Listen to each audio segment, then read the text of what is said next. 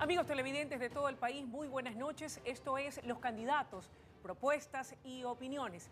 Y es que a solo 5 días del cierre de la campaña electoral, el colectivo nacional demanda el análisis serio de las propuestas y ofertas de campaña de los dos candidatos finalistas a la segunda vuelta electoral. Hoy nos acompaña don Guillermo Lasso, el presidenciable por la alianza Creo Suma. Gracias por acompañarnos, bienvenido. Muchas gracias por la invitación y a las órdenes, Luisa. Bueno, arranquemos y qué le parece con la noticia del día, aquella que definitivamente ha corrido como pólvora y ha provocado un sinnúmero de reacciones. Mediante un boletín de prensa, la red de maestros y maestras por la revolución educativa anunciaron la cancelación del Foro Diálogo Presidencial Ecuador 2017. Sus reacciones, don Guillermo. Bueno, en primer lugar es lamentable porque el pueblo ecuatoriano merece contrastar las ideas de uno y otro candidato y sobre todo poder constatar si verdaderamente el candidato está preparado para gobernar el Ecuador. ¿Qué fue lo que pasó? ¿Usted no aceptó? No, ¿cómo que no acepté? Por supuesto que acepté. Quien no acepta invitaciones a debate es el señor Moreno, el candidato oficialista. Dado que él no ha aceptado el debate de 120 gremios con la Cámara de Comercio de Guayaquil, dado que no ha aceptado el debate de una importante cadena de televisión internacional, cuando yo supe que la red de maestros afín al partido Alianza País invitaba un diálogo, recibí la invitación y acepté la invitación. Uno de los condicionamientos era exigir a ambos candidatos una declaración juramentada ante notario público de no haber participado en hechos de corrupción y de que no se hayan beneficiado por la toma de decisiones durante el ejercicio de funciones públicas y privadas. ¿Usted hizo esa diligencia ante notario? Mire, yo no tenía inconveniente en hacerla siempre y cuando también se añadan otras declaraciones, como por ejemplo, ¿cuáles? El no haber recibido fondos públicos para actividades privadas o el haberse asegurado de que su binomio no sea responsable de la corrupción de los últimos años en Ecuador. Pero en todo caso, ¿qué era lo fundamental? Que los ecuatorianos supieran cuáles son las ideas para salir de la crisis económica a la que nos ha llevado el correísmo, que ha producido una pérdida de 350.000 empleos en el Ecuador. Pero claro, el señor Moreno se asustó y dijo no debato. ¿Por qué? Porque también pedimos que frente a los ecuatorianos deberíamos hablar sobre hechos de corrupción en el Ecuador. A ver, aquí usted me va a permitir y yo quiero compartir con usted y con los amigos televidentes un Twitter del señor Lenín Moreno, candidato a la presidencia por el movimiento oficialista Alianza País, a propósito del anuncio hecho por la red de maestros y maestras por la revolución educativa. Y dice: como me comprometí ante maestros y jóvenes, he notarizado lo solicitado, adjunto carta y documentos, abrazo y siempre dispuesto sin excusas, ha dicho el candidato Lenín Moreno, como dejando entrever, y permítame con el mayor respeto, que usted es el que está poniendo excusas. De hecho, el boletín de la red de maestros y maestras dicen que quien no aceptó los requisitos fue usted, don Guillermo. Perdóneme, el día de ayer se reunieron en Quito 3 miembros de mi equipo de trabajo con los maestros de la red de maestros cercanos a Alianza País. Y ahí se acordaron y le planteamos que también deberían incluirse otros temas más. ¿Qué le respondieron ellos? ¿Aceptaron o no? No, dijeron que no habían hablado con el candidato Moreno, que lo harían hoy sábado. Y una vez que hablaron con el candidato Moreno, él pone excusas y se retira. Yo le digo al candidato Moreno que vaya al debate de la Cámara de Comercio que se va a llevar a cabo el lunes, que no pierda esa oportunidad, que por qué se niega. ¿Por qué se niega a ir a programas de televisión de la prensa independiente? ¿Por qué se niega a ir a debates organizados por cadenas internacionales de televisión? Es decir, que tampoco aceptaron sus requisitos, don Guillermo. No lo acepta. Bueno, eso es público notorio, porque no son requisitos míos, son requisitos de la prensa independiente, requisitos de los ciudadanos que esperan ver a los candidatos cara a cara, frente a frente.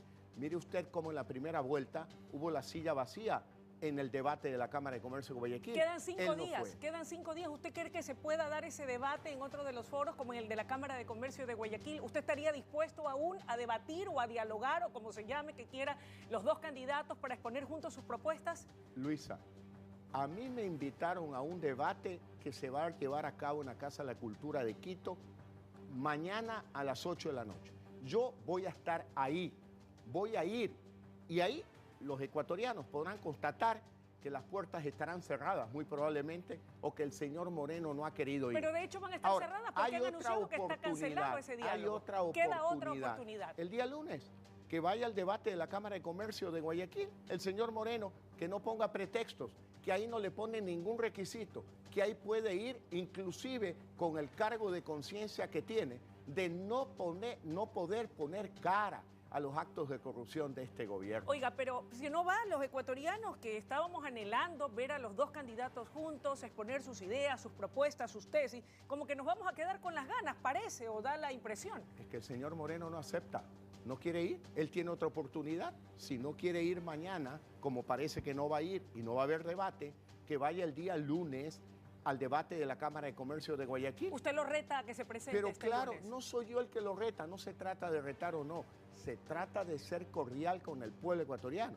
aceptar un debate para confrontar ideas y para que los ecuatorianos puedan comprender si es él el que habla o lo mandan con un libreto. Claro, no quiere enfrentarme a mí porque él sabe que no entiende de economía.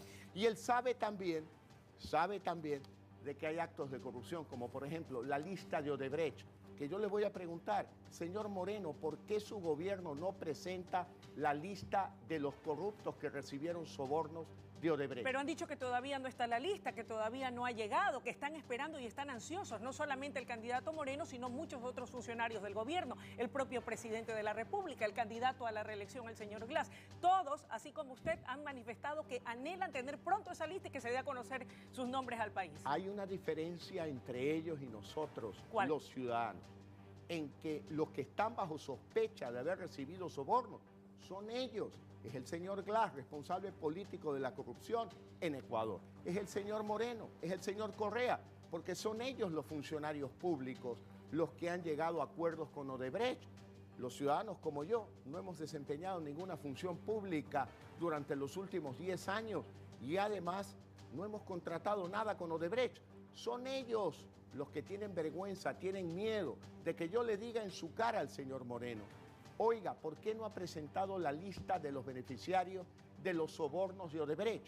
El señor Moreno tiene que decirle al país cómo es esto de vivir en Ginebra sin ser funcionario público, recibiendo dinero público de los ecuatorianos y, para colmo, no pagar impuestos. Eso es lo que no quiere responder el señor Moreno ante todos los ecuatorianos. Sobre este y otros temas, porque usted también anunció que en ese diálogo iba a darnos a conocer de qué manera su gobierno, un eventual gobierno del binomio Lasso-Páez, iba a combatir la corrupción. Queremos hablar más adelante. Ahora yo quisiera, y si usted me permite, pues producción ha preparado unas preguntas, unos videos donde varios ciudadanos hacen preguntas respecto de qué es lo que usted va a hacer en las diferentes aristas. ¿Qué le parece si comenzamos primero con la señora presidenta de la Cámara de Industrias de Guayaquil? Ella es la abogada Caterine Costa. Vamos a escuchar cuál es la pregunta que ella le quiere formular. Ecuador se ha vuelto un país caro. ¿Qué haría usted para lograr mayor competitividad a nuestros productos y que por ende sean más asequibles a la ciudadanía? Bueno, yo he planteado, en primer lugar, derogar 14 impuestos, entre ellos el anticipo de impuesto a la renta, el impuesto a la salida de divisas, el impuesto a la plusvalía, el impuesto verde, el impuesto a la tierra agrícola, entre otros. En segundo lugar, yo he planteado derogar la sobretasa arancelaria que encarece todos los productos que se compran del exterior, sean productos terminados o sean insumos. En tercer lugar, he planteado la necesidad de eliminar el exceso de trámites costosos que generan o encarecen la producción en el Ecuador. Por lo tanto, con estas medidas, lo que logramos es bajar el costo de la producción, bajar el precio de los productos en el Ecuador y que el salario real suba. Es decir, con la misma cantidad de ingresos puedas comprar más bienes. Don Guillermo, antes de pasar a la parte complementaria de la pregunta de la abogada Costa en representación de la Cámara de Industrias de Guayaquil, usted ha dicho eliminar 14 impuestos para dar mayor competitividad. Y esto, ha dicho usted, trasladaría alrededor de 3.000 millones de dólares a la economía real, es decir, al bolsillo de los ecuatorianos.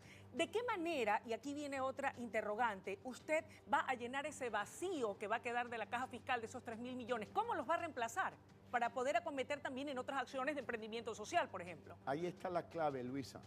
La visión que tiene el actual gobierno y que pretende continuar 4 años más a través del Nicolás Maduro del Ecuador, es una visión donde ellos creen que el gobierno, que el Estado hace todo y que por lo tanto la economía de los ciudadanos debe de depender de la economía del gobierno. Es decir, ciudadano, tú trabajas, tienes derecho a trabajar, a sudar de sol a sol, pero parte de tus ingresos vía impuestos que vengan al gobierno porque se consideran ellos con la autoridad moral de gastar el dinero de los ciudadanos. ¿Y de dónde va a tener usted los recursos? Nosotros pensamos lo siguiente, Luisa, es el cambio de visión. Nosotros creemos que el dinero en manos de los ciudadanos genera más valor para la sociedad. Cuando hablamos de derogar impuestos sobre tasas y tasas por servicios, hablamos de 3.000 millones de dólares al año, frente a 24.000 millones de dólares que recibe el Estado ecuatoriano, central y locales, por impuestos sobre tasas y tasas por servicio. Por lo tanto, no es desmantelar el sistema tributario. Estamos hablando de una reducción del 12%, que en manos de los ciudadanos reactiva la economía. Y con la reactivación de la economía, sin aumentar impuestos, el gobierno recibirá más ingresos. Aclarado ese punto, vamos a ver el complemento de la pregunta de la presidenta de la Cámara de Industrias de Guayaquil.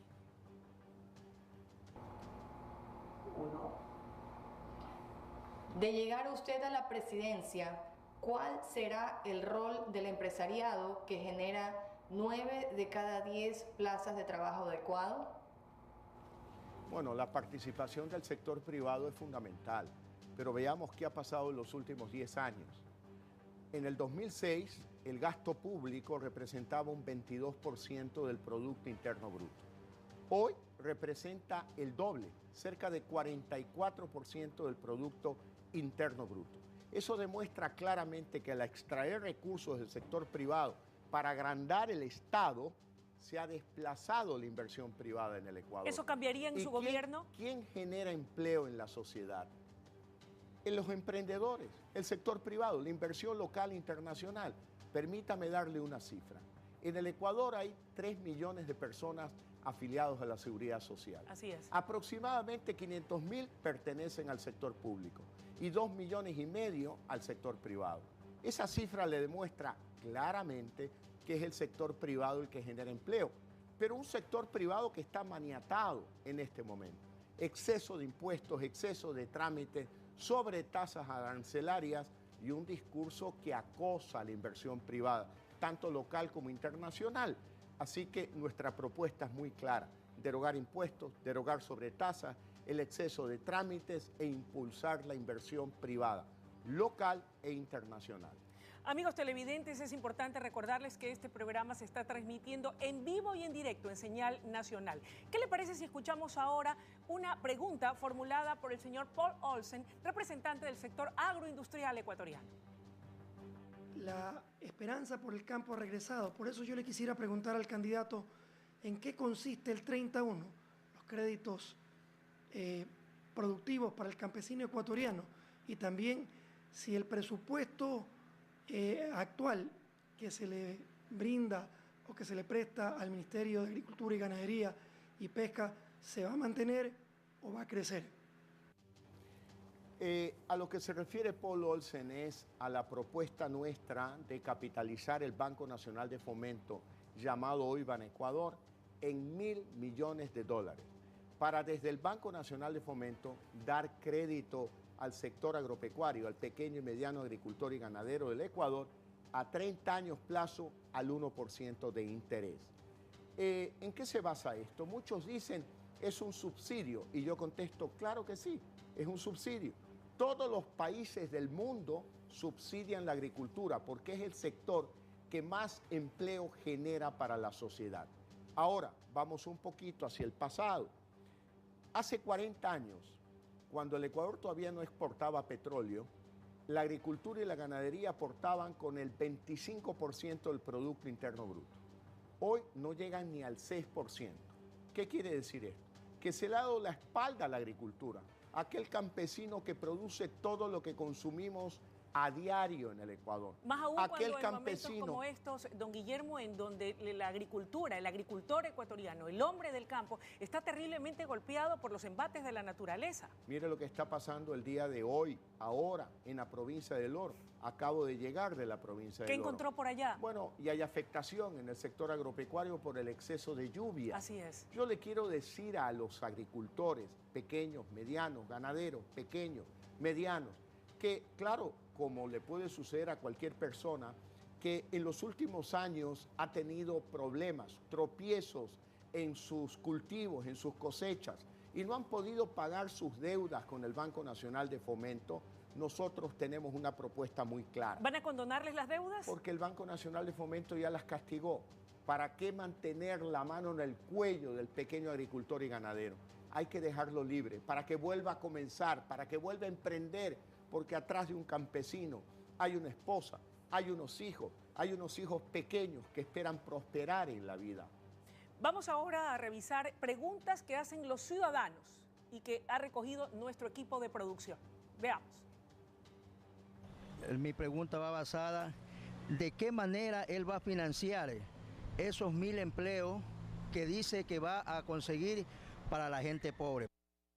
Bueno, parece que el caballero está un poco confundido. Entre tantas ofertas, se refiere específicamente a 1 millón de empleos en 4 años de gobierno. ¿Cómo lo va a hacer, don Guillermo? 1 millón de empleos en 4 años de gobierno lo vamos a lograr. Primero, derogando el exceso de impuestos, derogando las sobretasas arancelarias, los excesivos trámites del Estado, proponiendo la ley del primer emprendimiento para que los jóvenes ecuatorianos, las mujeres ecuatorianas, especialmente las madres solteras, los adultos y, ¿por qué no?, los adultos mayores también puedan emprender y crear un fondo de capitalización para, con 100 millones de dólares como capital semilla, financiar los nuevos emprendimientos. En el caso específico de estos emprendimientos, habla usted de 100 millones, capital semilla para arrancar.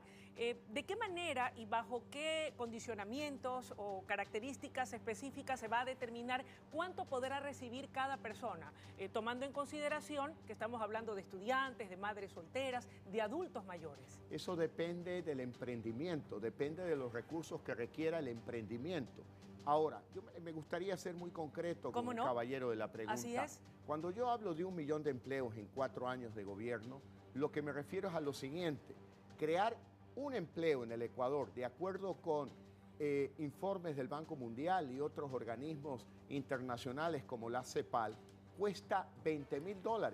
¿Por qué? Porque no es cuestión de decir a alguien, ven acá a trabajar que te pago un salario. No, es que hay que arrendar una oficina, comprar maquinaria, computadores, tecnología, es decir, una serie de gastos de inversión y de operación que permiten la creación de un empleo. Eso vale $20.000 por empleo. Nuestra propuesta, vamos a recibir una economía de un tamaño de más o menos 96.000 millones de dólares. Y las proyecciones económicas de nuestro plan de gobierno establece que luego de 4 años entregaremos el gobierno con una economía de un tamaño aproximado a los 116.000 millones de dólares.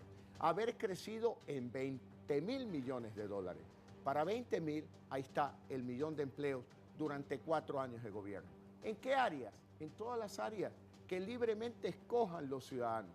En la agricultura a través de la capitalización del Banco Nacional de Fomento. Construcción. En la ganadería, en el área inmobiliaria. Hay que derogar la ley de la plusvalía, que actuó como una especie de freno a raya sobre la inversión inmobiliaria en el Ecuador. Necesitamos reactivar la construcción.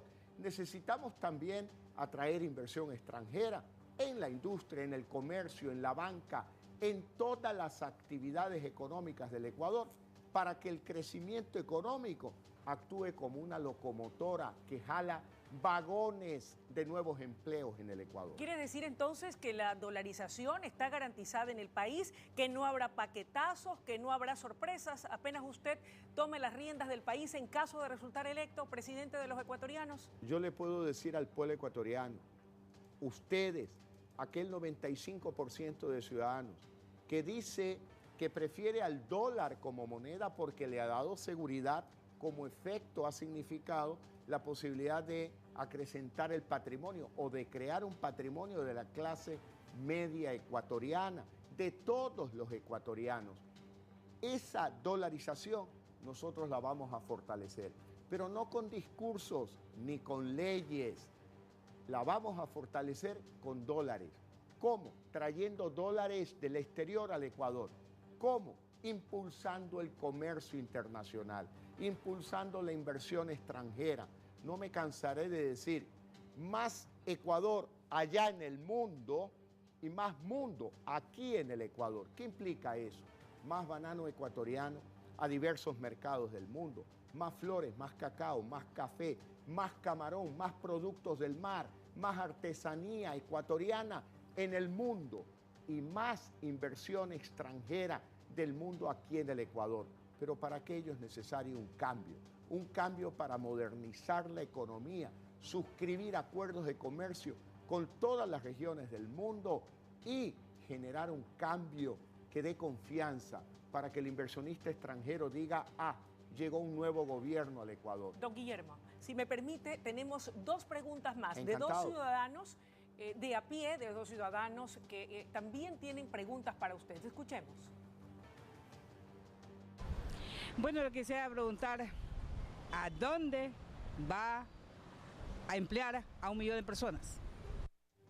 Bueno, creo que ya contesté parte de esa pregunta. ¿Cómo no? ¿Por qué? Porque nuestra visión es respetar la libertad de los ecuatorianos. Y son ustedes los ecuatorianos los que luego de crear las condiciones adecuadas de financiamiento, de capital, seguridad jurídica, derogación de los excesivos impuestos, ustedes deciden en qué sector invertir, cuáles son sus oportunidades, porque no puede ser la propuesta de cambio de matriz productiva sobre la base de unos tecnócratas que sentados en un escritorio como si fuera un panel de breakers, prenden o apagan la luz de las oportunidades de los distintos sectores de la sociedad ecuatoriana. En todo caso, al escuchar a esta dama, solamente cabe resaltar el hecho de que sin duda la mayor preocupación de los ecuatorianos es el tener un empleo digno que les permita llevar el pan con dignidad a sus hogares. Tenemos una pregunta adicional, si me permite. Quisiera preguntarle cómo va a ser la situación como nos están dejando el país, qué va a hacer, cómo va a reactivar la economía del país, que es lo principalmente que necesitamos. Bueno, yo creo que he planteado algunas propuestas, impuestos nuevamente, el tema de la ley del primer emprendimiento, el tema de la capitalización del Banco Nacional de Fomento, la suscripción de acuerdos de comercio con las distintas regiones del mundo y finalmente la atracción de la inversión extranjera hacia el Ecuador. ¿Por qué es importante el empleo, Luisa? El empleo es importante para matar las dos pobrezas.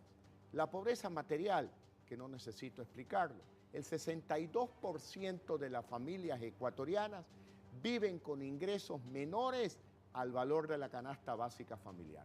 No les alcanza ni siquiera para comer. El 62% de las familias ecuatorianas no tienen ingresos que les permita adquirir la canasta básica familiar.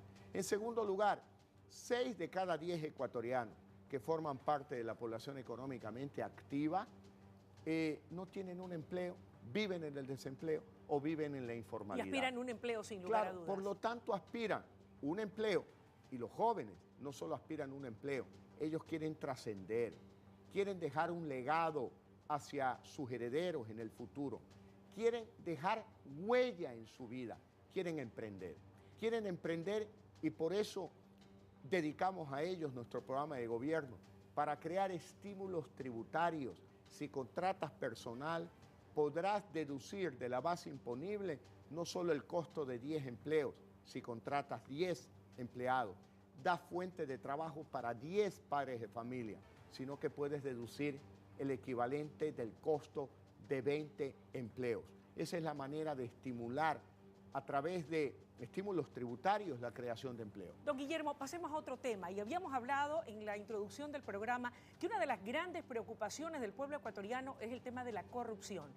De convertirse usted en el próximo presidente de los ecuatorianos, ¿cuáles van a ser las acciones que usted va a emprender y acometer para combatir la corrupción desde su raíz? Primero, fortalecer la justicia. Pediremos a la ONU que nos ayude con una comisión técnica para reformar la justicia sin que metan manos los políticos. Segundo, llamaremos una consulta popular para que los ciudadanos decidan enviar a su casa a las autoridades de control, fiscal, contralor, miembros del Consejo Nacional Electoral, miembros del Consejo de Participación Ciudadana, y que sean los ciudadanos los que aprueben un régimen de transición para el nombramiento de las nuevas autoridades que respondan al perfil de ciudadanos que sirvan al interés común y que no sean ni parientes ni compinches del presidente de la República. También vamos a respetar la función fiscalizadora de la Asamblea Nacional y, por último, algo muy importante, derogar la ley de comunicación, porque una prensa libre e independiente es el mejor aliado de un gobierno honesto y un periodismo investigativo al que se le garantice la apertura de las fuentes de información y no se lo persiga por esos trabajos de investigación, es una herramienta fundamental para la lucha contra la corrupción. Don Guillermo, en el ámbito social, educación, salud, seguridad pública, usted ha dicho que esos aspectos que son esenciales en la vida de un país van a ser absolutamente gratuitos. ¿Usted se ratifica en ello? Le pregunto esto ¿por qué? Porque sus detractores y sus opositores políticos también en campaña han sido reiterativos en afirmar que usted va a privatizar estos sectores de la educación y de la salud principalmente. Ecuatorianos, campaña sucia del candidato del continuismo. Nosotros somos claros. Mantendremos la gratuidad de la educación y la salud en el Ecuador, pero le vamos a añadir un elemento: educación de calidad, salud de calidad, para que en los centros públicos no solo exista paracetamol para todas tus enfermedades, sino que haya variedad de medicinas. Vamos a vender los 2 lujosos aviones del presidente de la República como un símbolo de que en nuestro gobierno habrá prioridad para cuidar la salud y la educación de los ciudadanos ecuatorianos. ¿En qué se va a trasladar usted entonces si vende los 2 aviones presidenciales? Mire, en el Ecuador pediremos prestado aviones de la policía o las Fuerzas Armadas. ¿Usted no tiene y para el problema en viajar exterior en ellos? Viajaremos en aviones de línea. No tenemos ninguna. Nosotros pertenecemos a la generación de los desafíos, del esfuerzo, del trabajo. Yo trabajo desde los 15 años de edad y he sabido construir prosperidad para mi familia, como lo voy a hacer para todos los ecuatorianos, y por lo tanto no necesitamos de lujos financiados con dinero ajeno, dineros del pueblo ecuatoriano. ¿Qué va a hacer entonces con estas empresas del Estado? TAME, por ejemplo. Bueno, dígame una cosa, entre 2 prioridades, un presidente que esté pensando a qué horas llega un avión de TAME o a qué horas despega, frente a la alternativa de un presidente que trabaje con su esposa para prevenir el consumo de drogas en escuelas y colegios, yo creo que a nadie le queda duda que la prioridad es que el presidente se dedique a cuidar a los niños y a los jóvenes y no a preocuparse de aviones que despegan o aterrizan.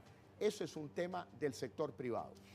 Don Guillermo, hemos tocado el tema de la salud y a propósito de este tema de salud, usted y la opinión pública conocen que se encuentra en la Asamblea y ya fue aprobado en primer debate el proyecto del Código Orgánico de la Salud, proyecto que está siendo altamente cuestionado por la clase médica ecuatoriana al punto que están pidiendo su archivo definitivo. Dicen, y aquí yo tengo en mis apuntes, que tendría más de 400 artículos con disposiciones draconianas en contra de médicos, personal de salud y aspectos sanitarios. Código sancionador, controlador y represivo, dicen ellos. Por delicadeza, yo le diría a la Asamblea Nacional y al presidente saliente, por delicadeza frente a un futuro gobierno, nuestro gobierno a partir del 24 de mayo deberían de suspender el trámite de aquella ley cuestionada por el sector de médicos en el Ecuador. Y aprovecho para decirle al médico ecuatoriano que ustedes se van a hacer cargo de la salud pública, porque vamos a terminar con aquel convenio de esclavitud que el gobierno ecuatoriano le paga al gobierno cubano para que vengan médicos cubanos al Ecuador. En ese caso, el gobierno ha tenido una doble moral, porque por un lado dice no estar de acuerdo con la tercerización laboral, pero por otro lado, él sí terceriza la contratación de médicos cubanos en una relación directa con el gobierno cubano. Y los pobres médicos cubanos en el Ecuador reciben salarios de esclavos. La salud pública del Ecuador estará en manos de médicos ecuatorianos y será además gratuita y de calidad. Finanzas irá a China por nuevo préstamo, en esta oportunidad por $1.000 millones, según el presidente Correa, para reconstruir poblados costeros azotados por el terremoto del 16 de abril. ¿Más deuda? Pretexto, exageraciones, mentiras. Eso es lo que el señor Lenín Moreno debería de responder en un debate, pero él no entiende de economía. Lo que está haciendo el gobierno es, en las últimas semanas de su gobierno, endeudar agresivamente al Ecuador. ¿Para qué? Para sostener una ficción de que hay liquidez y que la economía se mueve. Eso es irresponsable. Pan para hoy, hambre para mañana. Hipotecar el futuro de niños y jóvenes ecuatorianos que deberán pagar esta irresponsable deuda contratada por el correísmo. El señor Moreno, queda claro, no va a un debate. ¿Por qué? Porque no puede responder de estos temas, porque no quiere asumir la responsabilidad de su gobierno, la irresponsabilidad en el manejo económico. Y además, porque el señor Moreno no entiende de economía y tiene miedo, no quiere ir a un debate conmigo, se ha negado y ahora pone pretextos cuando acepté ir a su cancha inclinada, aquel debate promovido por la Red de Maestros, que es una organización vinculada a Alianza País.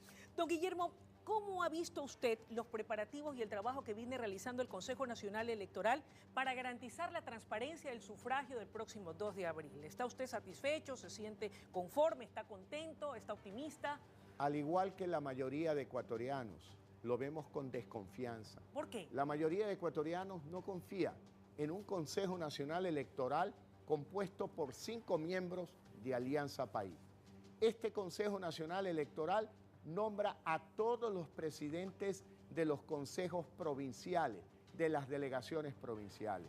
La superintendencia de comunicación en manos del correísmo. Ya ve usted cómo abusan con campaña sucia utilizando los canales públicos, los canales incautados, como si fuesen canales de comunicación o medios de comunicación de Alianza País. Ahí se me agrede y no aparece pues el Consejo Nacional Electoral censurando esa campaña sucia y diciendo no pueden continuar con estos abusos. ¿Por qué? Porque son ellos mismos. ¿Cómo podemos confiar en ese Consejo Nacional Electoral? Yo le digo a los ciudadanos, el 2 de abril, una vez que votes, quédate alrededor del recinto electoral, chequeando que no hagan fraude. Y luego debemos de dar seguimiento a la cadena de custodia hasta que los votos lleguen, no en taxi, sino custodiado por los militares que tienen la obligación legal de custodiar los votos. Y por último, tenemos que ir a las calles a las 5 de la tarde del 2 de abril para rodear el Consejo Nacional Electoral, los consejos provinciales, de manera pacífica, como lo hicieron el 19 de febrero y los días siguientes, hasta que reconocieron la existencia de la segunda vuelta electoral. Les va a costar a ellos reconocer su fracaso. Nuestra victoria, la victoria de la alternativa del cambio, la alternativa de los ciudadanos para recuperar la democracia y la libertad en el Ecuador. Siendo como usted dice, se presentaron inconsistencias en las elecciones del 19 de febrero pasado, ¿qué otras acciones, más allá de convocar a la ciudadanía que esté muy atenta, han decidido tomar ustedes a efectos de precautelar la integridad, la transparencia y el respeto a la voluntad del pueblo ecuatoriano que se expresará en las urnas el 2 de abril? Lo que nosotros hemos estado haciendo es poner al corriente, al tanto, al secretario general de la OEA de todo lo que ha sucedido desde el 19 de febrero hasta el día de hoy, incluyendo aquel extraño hecho de dar por cesado en sus funciones al general del ejército, el general Castro, que luego declaró y dijo que el ejército, que las Fuerzas Armadas no tuvieron el 100% de control en el traslado de los votos desde los recintos electorales hasta las delegaciones provinciales. ¿Por qué habría denunciado esto según su criterio? Porque él lo ha hecho porque, bueno, él tendrá sus razones. Lo que debió haberlo dicho es cuando estaba en funciones, no una vez que lo cesaron. Todo eso genera sospecha, una nube oscura. Por eso al secretario de la OEA lo hemos puesto al tanto para que los veedores de la OEA comprendan que el fraude no se construye solo el día de las elecciones, sino a través de esta campaña sucia, del abuso en el uso de los medios de comunicación públicos, pagados por todos los ecuatorianos, pero que responden solo al interés de Alianza País, con lo cual consagran que en el Ecuador se vive hoy la dictadura de un partido político llamado Alianza País. Las Fuerzas Armadas, la Policía Nacional, los jóvenes ecuatorianos, todos los ciudadanos, juramos ante la bandera nacional, el tricolor, amarillo, azul y rojo. Y hoy quieren que se jure ante la bandera verde de Alianza País. Y por eso el rechazo de la mayoría de ecuatorianos que quiere un país democrático y libre que le pertenezca a los 16 millones de ecuatorianos y no a un partido político. ¿Ha tenido ya alguna respuesta por parte del secretario general de la OEA? ¿Van a venir sus observadores? ¿Qué reacción ha habido a partir de su pedido, don Guillermo? Él ha acusado recibo de todas las comunicaciones que le hemos enviado. Y obviamente que él tendrá que hacer una evaluación con sus veedores para luego hacer pronunciamientos públicos.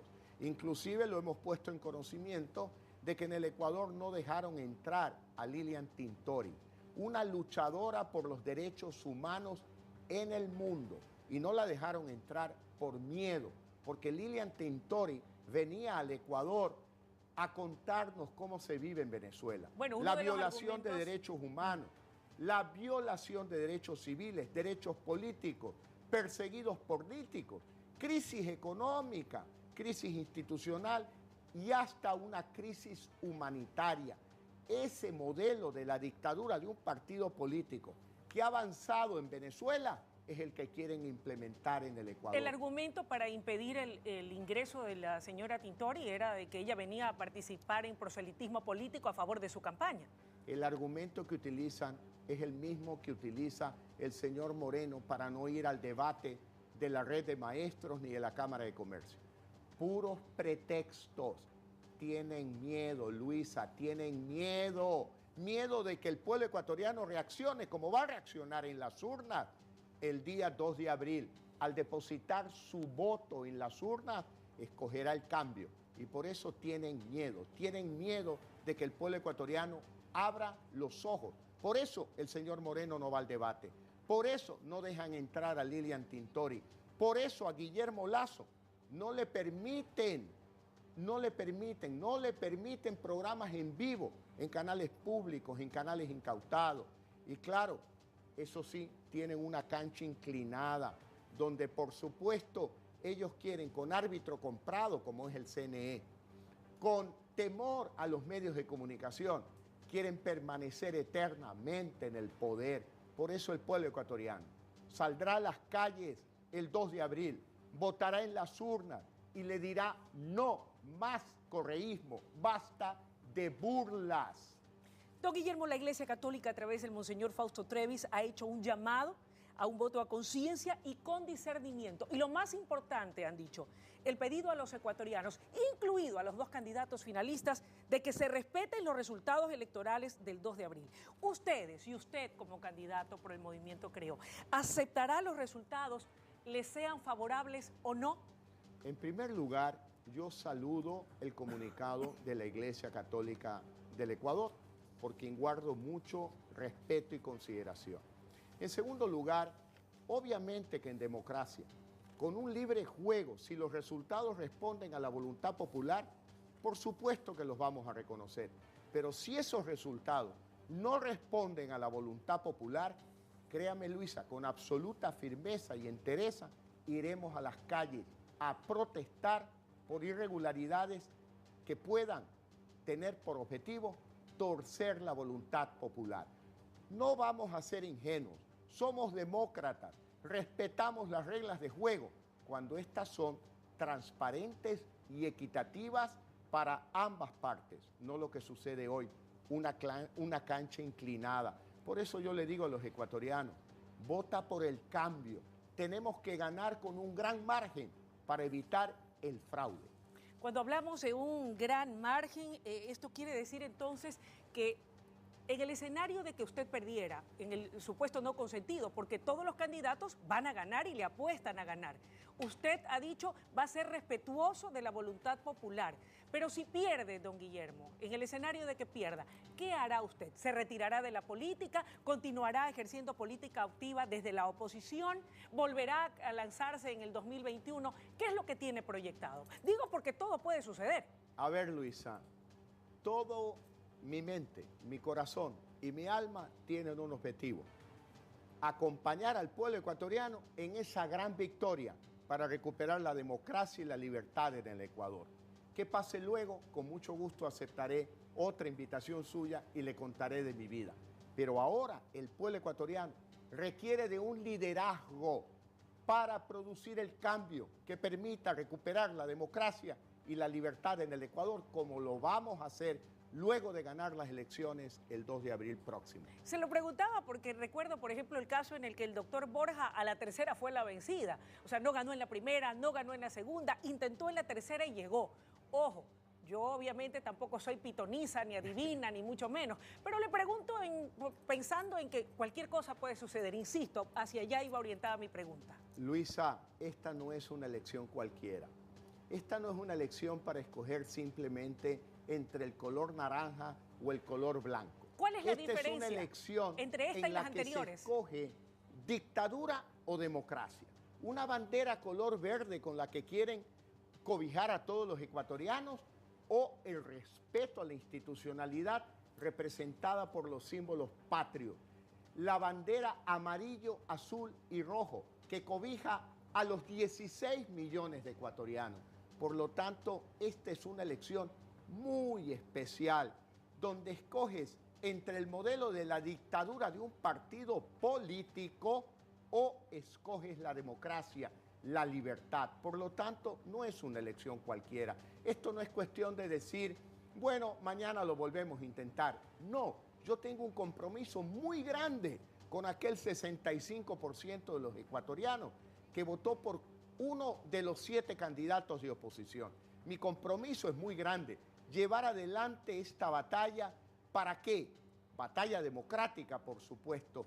¿Para qué? Mantener la unidad de distintos sectores, desde la extrema izquierda, pasando por el centro izquierda, el centro derecha y la derecha ecuatoriana, que han manifestado su apoyo a nuestra opción política, que no lo tomamos desde el punto de vista personal ni partidista, lo tomamos como un compromiso de que la mayoría de ecuatorianos, aunque yo no sea su candidato ideal, espera que ganemos para recuperar la democracia y la libertad en Ecuador. Pero para que pueda existir una verdadera gobernabilidad en el escenario de que usted se convierta en el próximo presidente de los ecuatorianos, va a necesitar sin duda también el apoyo de la Asamblea Nacional. Y allí no hay mayoría, don Guillermo, al menos no a su favor. Eso es una muy buena noticia, porque de lo que nos hemos quejado los ecuatorianos es de que en los últimos años ha existido en la Asamblea la dictadura de un partido político,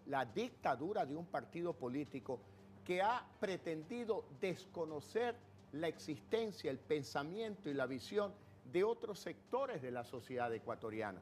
Por lo tanto, es una buena noticia que un gobierno como el nuestro tenga que sentarse a dialogar, inclusive con el bloque de Alianza País. Porque no podemos andar con este maniqueísmo del correísmo. Los malos son de Alianza País y los buenos somos nosotros. ¿Usted cree que no, puedan señor. Consensuar, puedan conciliar? ¿Podrá llegar a acuerdos? Pero por supuesto que sí, porque en Alianza País también hay gente patriótica que pone por delante el interés del Ecuador y no el interés de proteger las espaldas de su caudillo. Y obviamente habrá que sentarse a conversar con el Partido Social Cristiano, con FE, con Pachacuti, con todos los movimientos y partidos políticos. Eso es democracia. Lo que vive hoy el Ecuador es la dictadura de un partido político que pretende perennizarse en el poder. Pero yo no veo, por ejemplo, a un bloque de Alianza País apoyándolo a usted en la derogación de la ley a debatir y a dejar de lado la ley de comunicación, la derogación de los 14 impuestos. ¿Qué haría usted en ese caso para poder conciliar esos puntos opuestos? Vea, Luisa, hace 3 meses... O una ley de plusvalía, perdóneme que lo interrumpa. Hemos conversado con algunos de los asambleístas reelectos y electos, y ellos dicen que a eso no es. Luisa, hace 3 meses era impensable para usted y la mayoría de ecuatorianos que Carlos Pérez Guartambel declare que prefiere de presidente a un banquero y no a un dictador. Hace 3 meses hubiera resultado imposible pensar que Lourdes Tibán comparta conmigo tarima en La Tacunga y que diga tenemos que recuperar la democracia y la libertad, y eso hoy significa votar por Guillermo Lasso. Hace 3 meses hubiera sido impensable que Mary Zamora de Unidad Popular comparta tarima conmigo en Portoviejo y diga une presente, Lasso presidente. Pero la UNE hace ya no 3 existe. meses hubiera sido impensable la posibilidad de que León Roldós Aguilera, de que Bonil, de que Marta Roldós, de que Pamela Troya y otros distinguidos ciudadanos ecuatorianos en conjunto hagan un video de respaldo a la alternativa del cambio, porque ellos comprenden que recuperar la democracia y la libertad es un valor fundamental para el convivir pacífico de los ecuatorianos. Y ellos dicen, esta es la última oportunidad, a votar por el cambio, aunque muchos de ellos, a quienes respeto, digan, bueno, Lasso no me entusiasma, pero es la alternativa de la democracia y la libertad. Usted terminará de convencerlos en caso de llegar al poder. Mire, no se trata de convencer, se trata de respetar el pensamiento diferente. Por lo tanto, ellos que hoy dicen Lasso es la alternativa del cambio, mañana van a mantener la libertad para criticar mi gobierno, las acciones de mi gobierno, y hasta ir a las calles para protestar. ¿Y usted estará abierto a esa crítica constructiva? Pero por supuesto que sí, es la obligación de un demócrata. Y me comprometo a no criminalizar la protesta. Y además me he comprometido públicamente que en la primera semana de nuestro gobierno decretaremos el indulto de todos los perseguidos políticos en el Ecuador. Porque no puede... Con el concepto de democracia no puede convivir el concepto de persecución política. Eso es propio de dictaduras. En democracia se respeta el pensamiento diferente. Don Guillermo, nos quedan 3 minutos de programa y quisiera darle la oportunidad de cerrar con un mensaje de manera muy particular para ese porcentaje de ecuatorianos que aún están indecisos, porque aún existen indecisos que no saben por quién votar. ¿Cuál de las dos opciones es la mejor? ¿Qué les diría usted para conquistar ese voto? Yo le quiero decir a todos los ecuatorianos, a los que han decidido su voto y todavía tienen un espacio de reflexión, y a todos aquellos que manifiestan no estar todavía decididos con el voto, que esta no es una elección cualquiera. Esta elección define vivir con la dictadura de un partido político o vivir en democracia. Vivir con crisis económica, con una economía cayendo que destruye 350.000 empleos, o la oportunidad de crear 1 millón de empleos en 4 años de gobierno. Yo les pido humildemente su voto y les pido que no desmayemos en el esfuerzo de hablar con todas las personas en el Ecuador para hacerlos reflexionar sobre lo delicado de esta elección, lo delicado de un momento que vive la democracia ecuatoriana.